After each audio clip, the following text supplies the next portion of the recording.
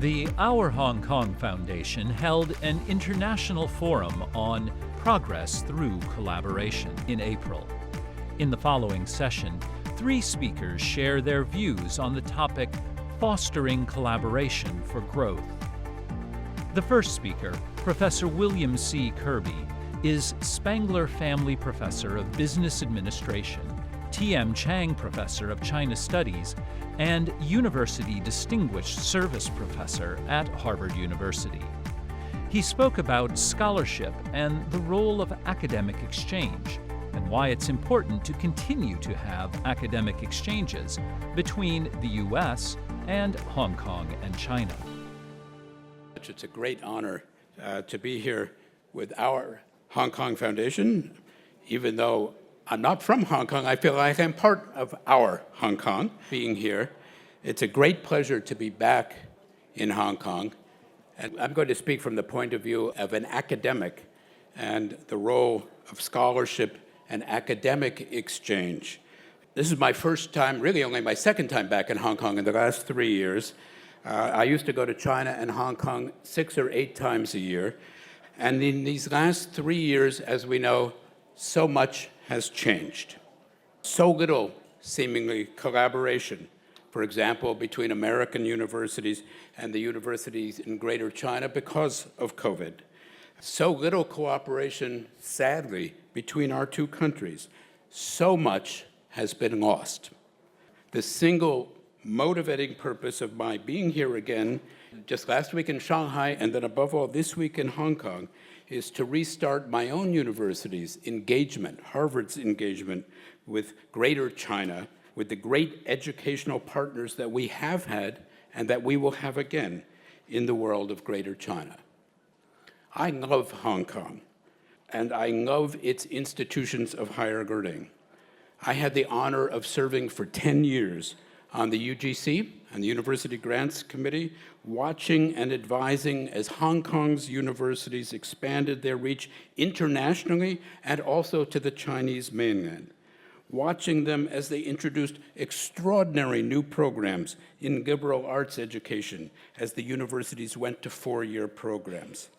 I had the pleasure of serving on governance review committees for Hong Kong University, on the Center for Chinese Studies Board at Zhongwen Daxue, and I have the great honor of being an honorary doctorate recipient from 2 remarkable institutions, Hong Kong PolyU and Hong Kong Baptist Universities. So I feel, as a scholar, truly home here in Hong Kong. Now, these last 3 years have been insulating and isolating for all of us. This is why we must re-engage. Now, some people will say, on both sides of the Pacific, do we really need to re-engage in collaborative research, writing, and teaching? After all, our countries are seemingly at odds in various ways, and American universities, well, for the moment, they still rank reasonably well in the world. And some in China say, well, China should pursue a 中国特色的教育. But whoever argues this simply does not know the world of universities. The book that I have recently written called Empires of Ideas, Creating the Modern University from Germany to America to China, shows how great national systems of universities, first in Europe, then in North America, but also here in East Asia, in the world of Greater China, have changed the world. And that is why one thinks, for example, the need to ensure that our own engagement, for example, the engagement of my own university here in Greater China, is so important. Because nowhere in the world is there more of the best human capital than there is here in Hong Kong and in the Chinese mainland. Nowhere in the world is there a greater commitment to higher education. I witnessed it here in Hong Kong, and no place in the world is spending more and investing more in the future of higher education than the Chinese mainland. Right before COVID, I had the honor of accompanying Harvard's president, Larry Bacow, to Beijing, where we went with President Xi Jinping. And President Xi made it very clear to us that he wanted more, not less engagement academically with the United States, that he sought to send more, not fewer students to the United States. He told us that he had told President Trump, if you limit the number of Chinese students going to the United States, you are doing a great favor for Europe. And he's not wrong in that regard. President Xi believes very strongly in the engagement of our institutions across the Pacific, and he has been and will be, I'm sure, as the leadership here in Hong Kong has been and will be, a strong supporter of our renewed educational exchange. The big question that I ask in my book, since the Germans led the universities, the world of universities in the 19th century, and the Americans had a pretty good 20th century, can China lead? And here I mean Greater China, with Hong Kong in some sense in the vanguard. Can China lead the world of universities? The answer, of course, is yes, but not alone.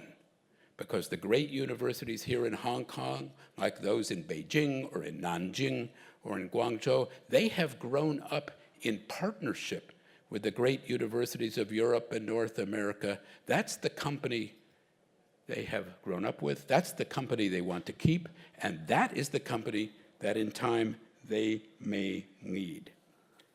When one thinks of why this is important, finally, and let me conclude with this, what actually makes a country great, or a great international city like Hong Kong great? Is it the size of an army? Is it the size of an economy?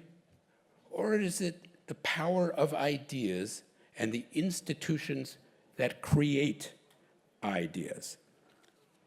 In the year 1936, on the 300th anniversary of Harvard University, we had a big celebration at our commencement, and Professor Hu Shi from Beida, from Beijing Daxue, came as China's representative to Harvard's 300th anniversary. And he was given an honorary degree. And those of you who have been to the Harvard campus will know that he also dedicated a stele, a shibei, in his calligraphy that sits next to our great Widener Library today. And here is what Hu Shi wrote about the centrality of learning for the making of nations. He wrote this: culture, he wrote it in Chinese, I should tell you, but I'm giving it to you in English. And he wrote it in wonderful classical Chinese, very difficult. He said, culture is the lifeblood of a nation. It is by virtue of its culture that a nation arrives. But truly it is due to learning, 学, that a culture flourishes. Intellectuals with deep knowledge and far-sighted vision understand that in establishing a solid foundation for their nation, the utmost priority must be given to the enhancement of learning. This is something that we believe very strongly at Harvard and in the United States, and very happily, I know, is believed very strongly here in Hong Kong. And that is why I must excuse myself right now to go and give a lecture in 20 minutes at the University of Hong Kong. So thank you very much.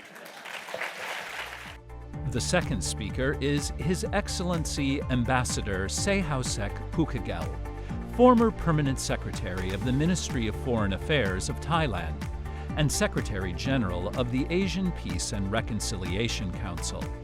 He spoke about the importance of connectivity in the Asian region and of maintaining peace to safeguard prosperity. It's a little bit intimidating, to tell the truth, to be speaking in such a high-power forum and quite a few heavyweight speakers. But I'd like to thank the organizers, the Hong Kong Foundation and the Hong Kong ASEAN Foundation, for organizing this event. It gives me an opportunity to come back to Hong Kong. I served as Consul General here in Hong Kong long time ago, 2000 to 2002. And, I have many fond memories, of course, but of course Hong Kong has changed. But in a very real sense, I think Hong Kong has not changed. Hong Kong still remains as vibrant, resilient, and as dynamic as ever, especially now with the lifting of all the restrictions. As someone who is familiar with Hong Kong, I have great confidence in Hong Kong. I also wanted to take this opportunity to pay a special tribute to my good friend, Kun Bernard Chan. If you try to think of anyone who has contributed so much to the relationship between Thailand and Hong Kong, I think that person is Kun Bernard Chan, because of his family ties, as you all know, but also because of his efforts through the years. Now, this conference, I think, is important. It's timely, because you don't hear the word collaboration so much these days. You don't hear the word connecting. You hear the word conflict and confrontation, and you hear the word decoupling so much. And I think really we're going down a very dangerous path, and somehow, we really have to pursue another path that leads to collaboration and reconnecting and enhancing our connection. What I wanted to do today is to share my thoughts, the perspective of someone from Thailand, from Southeast Asia, on the themes of this conference. First, Hong Kong connecting the world. Second, the future.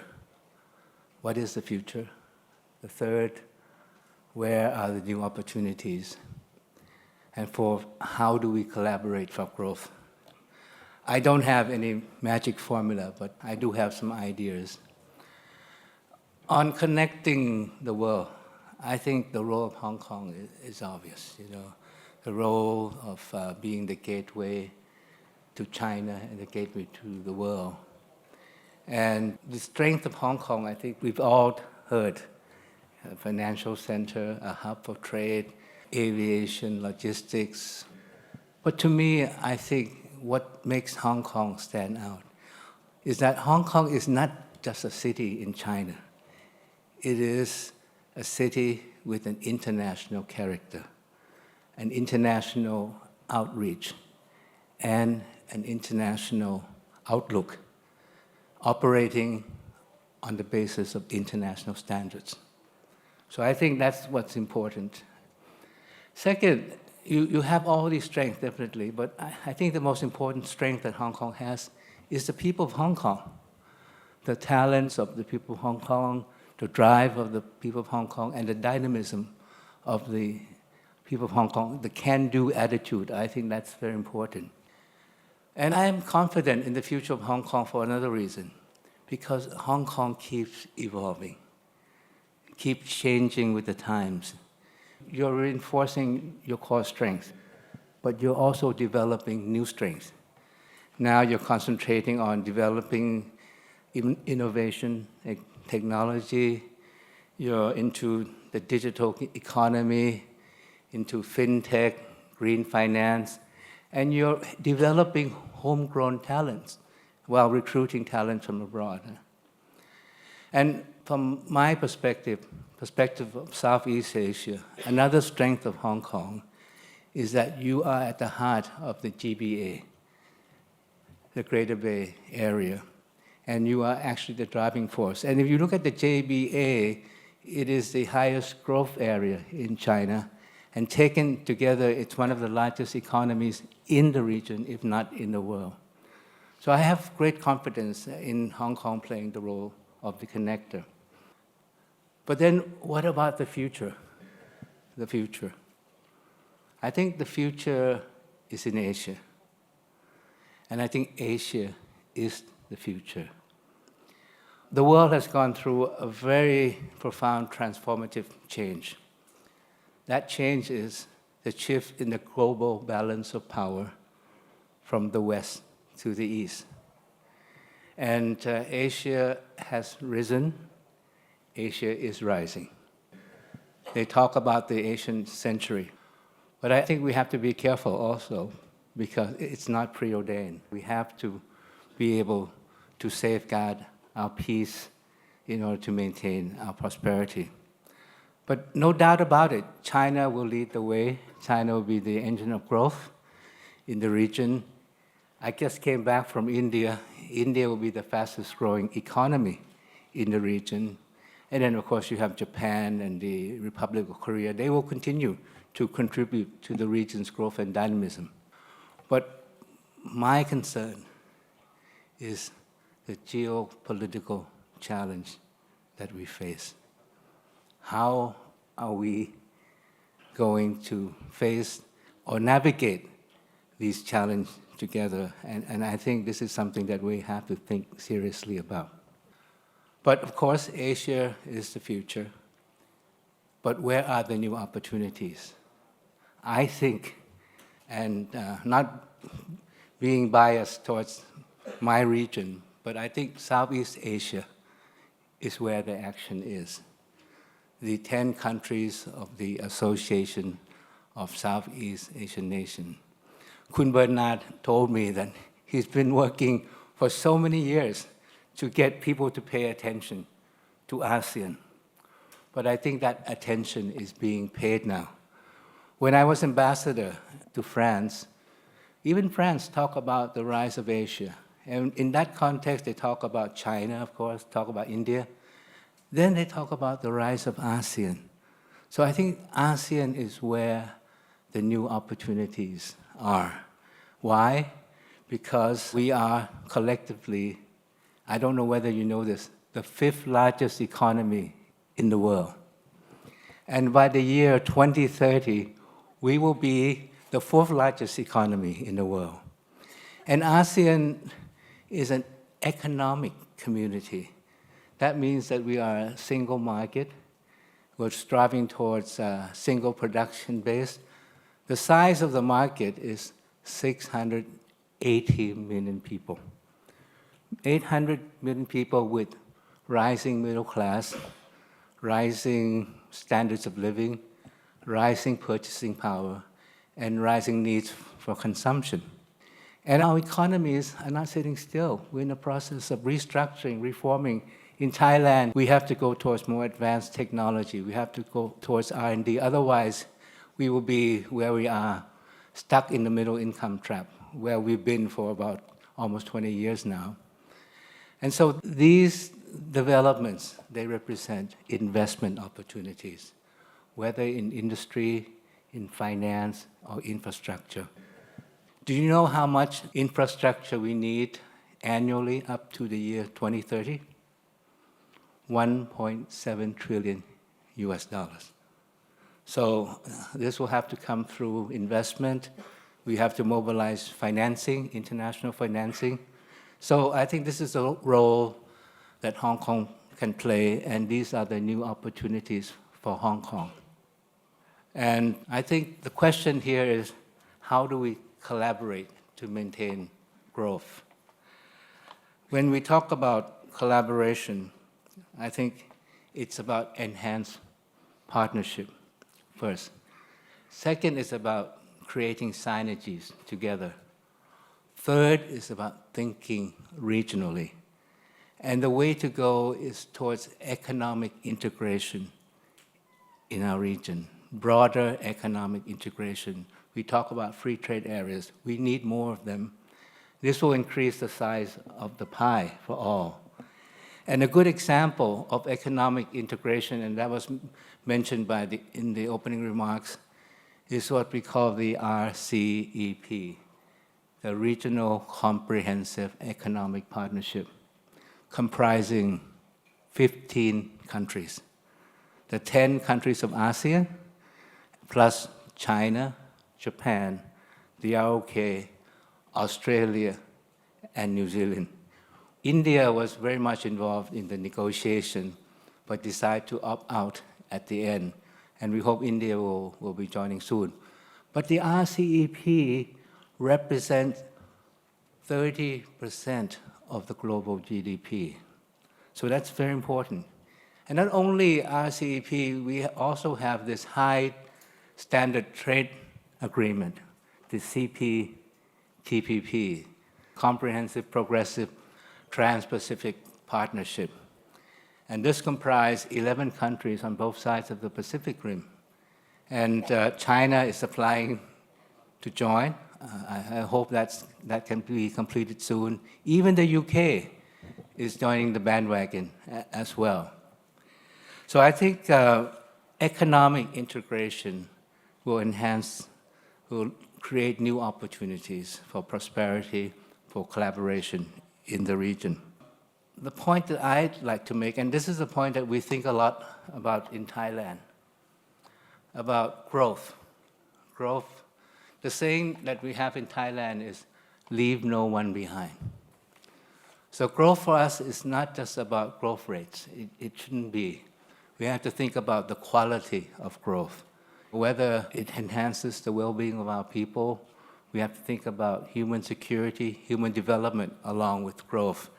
And so I think what we should strive towards is sustainable growth, growth that is equitable, growth that doesn't damage the environment, growth that leads to carbon neutrality, growth that achieves the so-called SDG. Because we have to, the goal is 2030. Right now, many countries are far behind from achieving the SDGs. I think the final issue that I'd like to comment on, and I think this is probably the overarching issue for all of us, is that we cannot collaborate for growth.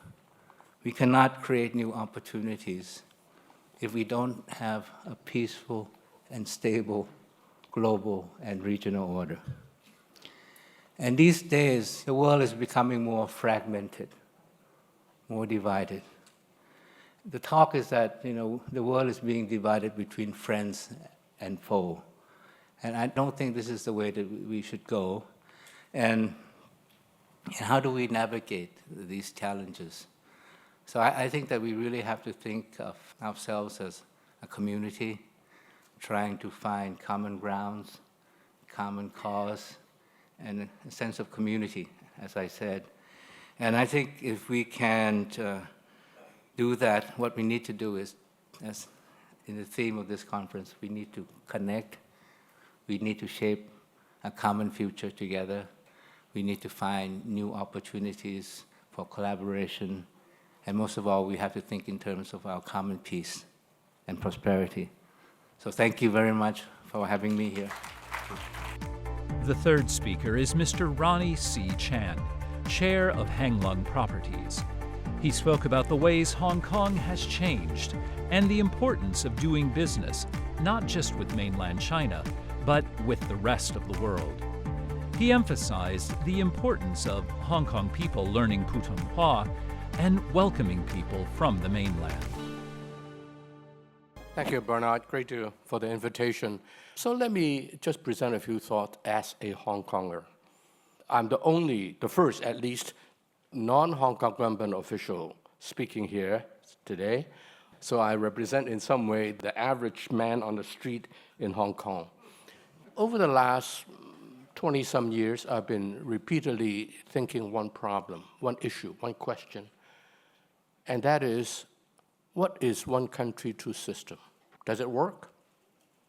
Can it work? And how does it work? And that question has troubled me for many years, especially since 2014, when we had the streets, the yellow umbrella, and then later 2019 with the black coats, the riots. And I came to the conclusion that every one of us back in 1997 had our own imagination of what one country, two system may be. But since mankind has hardly ever seen it, nobody really knows what it ought to be like and what it can be like. And so it is a new thing to all of us according to each of our different imaginations. Moreover, one country system, just like any other human system of government, must evolve over time. They cannot be static. And so whatever your imagination was in 1997, 26 years ago, maybe times have changed. That necessitates your review of your construct, your mental construct of what the one country, two system is. So if we were to see one country system evolving, we should not be surprised. It is a natural course of happenings, not to mention that whatever you imagine or I imagine it to be is nothing more than what you imagine and what I imagine. And so I'm glad that, in a sense, Hong Kong has been evolving in this regard. Now, obviously, there are a lot of happenings in the last 26 years that necessitated a lot of changes. And so let me first examine what have changed. If we don't know what have changed, we don't know what needs to be changed today in order to tailor to a changing world that is around us. I say there are three areas of changes. First, Hong Kong has changed. Number two, our relationship with the motherland, mainland China, has changed. And number three, and perhaps the most significantly, the world around us have changed. How Hong Kong has changed? Well, we never had NSL, the National Security Law. Do you support the NSL? I have no choice but to support the NSL. I don't want the riot that was there in 2019 that was so violent. I grew up here in this town. I've never been feared on the streets of Hong Kong like in 2019. As I drove home one day, my driver refused to let me drive home. One day I snuck out and drove home, and I regretted it. So national security law is a necessity, that's all. And by the way, the Hong Kong police were so restrained. I'm so proud of them. But whatever it is, what is on the street is what is on the street. And with that, there's no choice but to have NSL. And so be it. But once you have it, Hong Kong has changed. And changed forever. You cannot turn the clock back. And the change, I only regret that we had gotten to ourselves to a position we had no choice but after NSL. That is a nuclear option. You can only use it once. And you can never use it and say that you have never used it. And so I regret that we have gotten to a point where we had to use it, but once we got to the point, we have no choice but to use it, and so be it. I'm a business guy. I'm pragmatic. I need to do business. I need to do what it takes to survive as a business enterprise. So Hong Kong has changed, and not necessarily to the worse. I don't like all the political infighting of the last 26 years. I'm very happy today that we can now finally get back to business. 2002, during the Bill Clinton and George H.W. Bush US presidential election, Clinton said something very famous. He said, "Is the economy stupid?" And people try to analyze Hong Kong and give it all kinds of explanation. I said, "It's politics, stupid." It's as simple as that. And the NSL will enable us to return to the economy. For that, I'm grateful. The second thing is that Hong Kong's relationship with the mainland of necessity has also changed. Remember the then President Chang says? He said, "Let Hong Kong be Hong Kong, let mainland be mainland. 河水不犯井水." Let's just not invade on each other's territory. Hong Kong tried. Some people in Hong Kong, unfortunately, try that, and it cannot end well. And that's dragged the rest of us into the pit. So the relationship of Hong Kong and the mainland will have to change as well. But I, for one, do not believe for a moment that it is cast in stone what that relationship ought to be moving forward.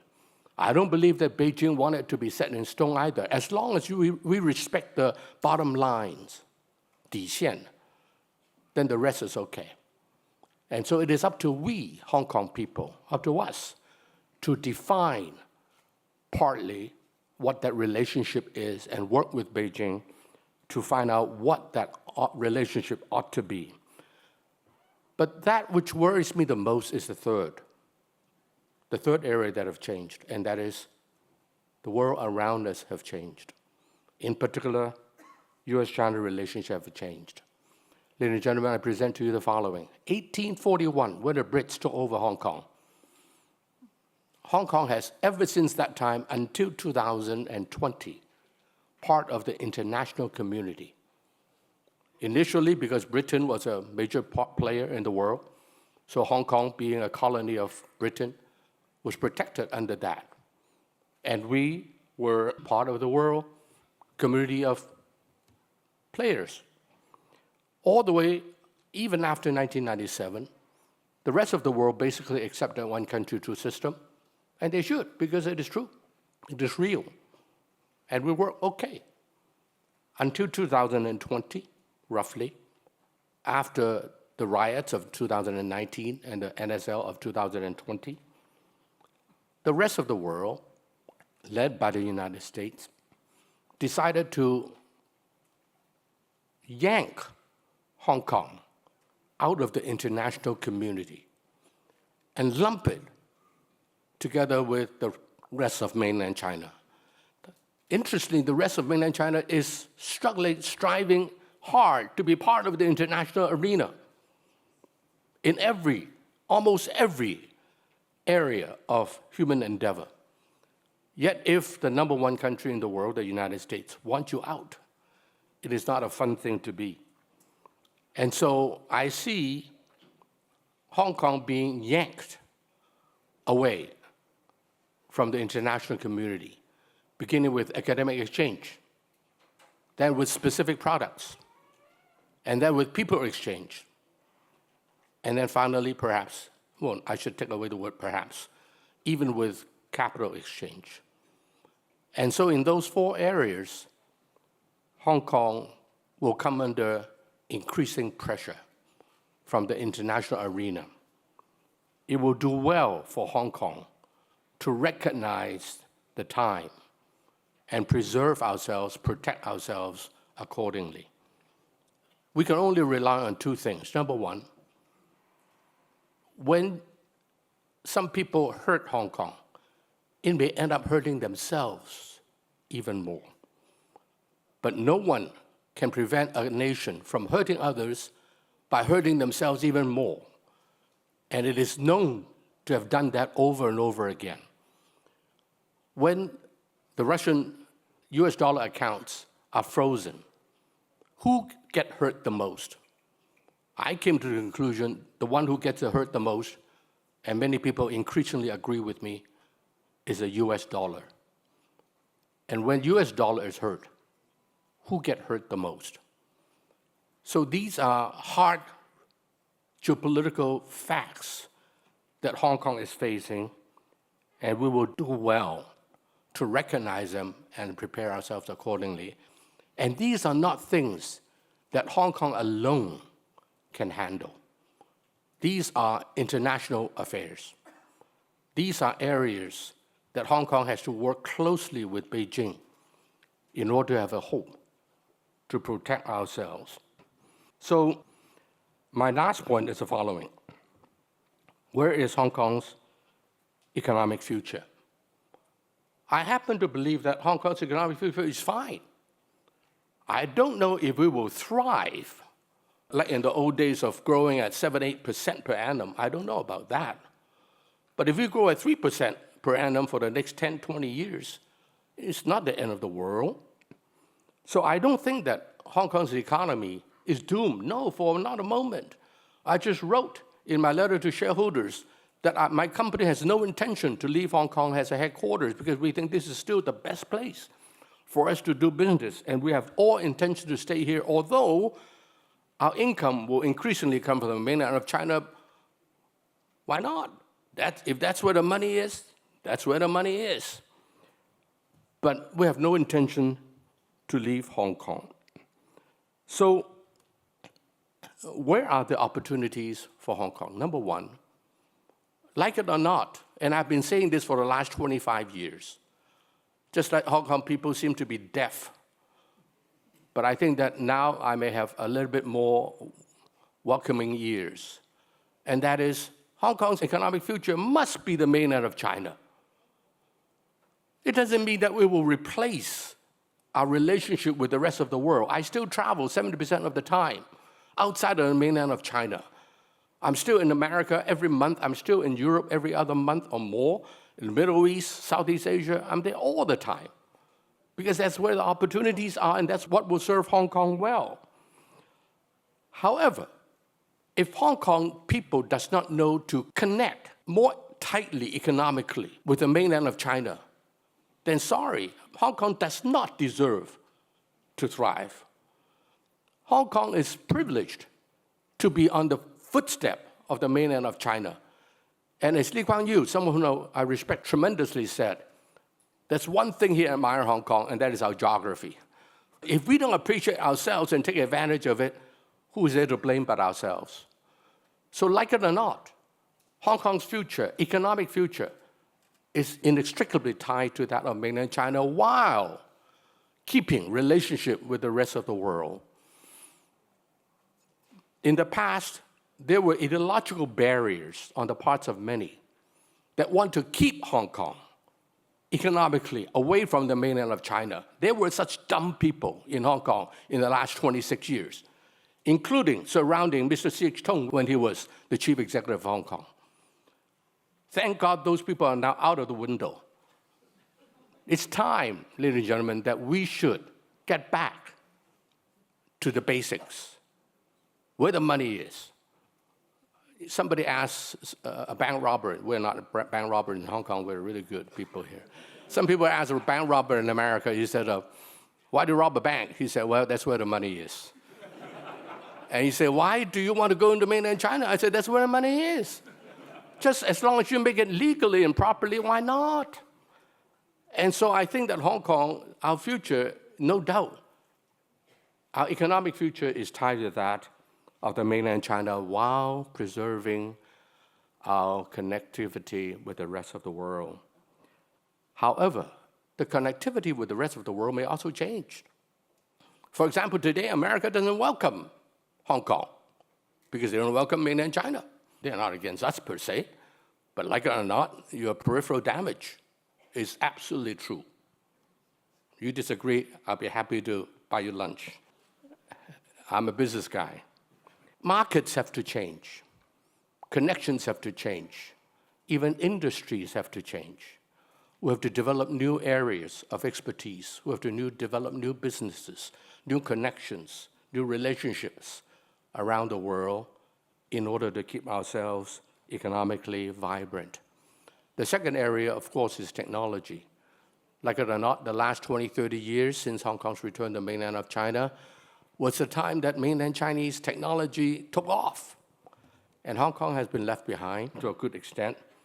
Several reasons. Some people say land is too expensive. That's true, but land price is coming down. There's no model, successful model, that's true, but they are coming. I know some of them. Our universities are very good. And finally, I think the ability for us to bring scientific research into commercialization is good. Finally, people say Hong Kong's market is small. I say, true. But why should Hong Kong be your market? Why should the world not be your market? Why should Southeast Asia not be your market? Why should mainland China not be your market? So my last advice to Hong Kong people is, don't think Hong Kong. That's a sure way to not make a lot of money. Think China, including Hong Kong, of course. Think the region, and think the world. Broaden yourself. So my last thinky little suggestion. In the 1950s and 60s when I grew up, in Hong Kong, apart from English, what language was the most revered? If you speak that language, people bow to you. What is that? 1950s and 60s. Shanghai-hua, Shanghainese. 20 years later, in the 1970s, they were replaced by the Cantonese because the children all speak Cantonese, right? But in the 1990s, I began to hear Putonghua, first in Taiwan and in South Geiwan or somewhere. And then 10 years later, it moved to North Point, it moved to Causeway Bay, and then it moved to Wan Chai. In the last 10, 15 years, it's all over the place. In fact, these guys are better educated than the average Hong Kong. They're more wealthy than the average Hong Kong. So hey, Why are you against them? Well, we're not against them. We just have a problem. Our Putonghua is not that good.